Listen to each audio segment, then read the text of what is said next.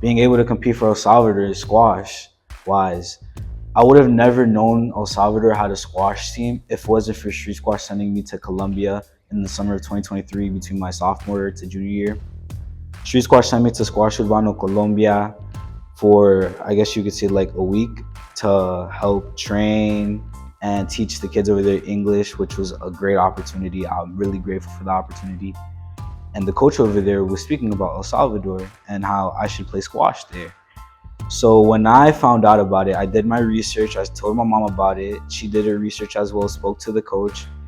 And then Simba got involved because Simba had connections to the federation because, he played at Trinity. Some of his teammates, played for the squash national team. So it was great how everything was like coming into piece by piece. And then I actually got to tryouts 2024 in April, where the trials for the Pan American at that time in Ecuador in June. And Kateria was coaching me through the phone, so like my mom was there in the stands, right, among my uncles and some family members and the squash teammates over there.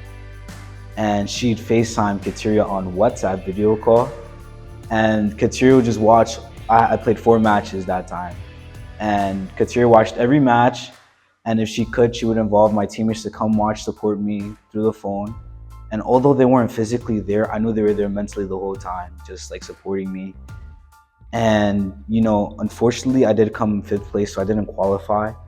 But my coaches and my teammates made sure that I worked hard, so I didn't come 5th, but the top 4, because the top 4 is what counts to like you qualify to compete to represent El Salvador in the Pan American Games in June. So I worked hard for it.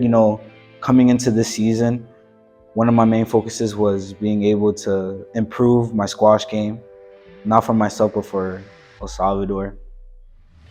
And around the time that it was coming, Kateria personally made sure that I was on top of myself.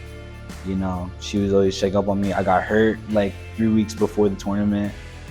During gym class at school, I had left knee inflammation, so it was I was very doubtful if I could go, but Kateria checked up on me. The coach is making sure that I was good to go, and then making sure that I trained well, not getting back into it, not risking another injury.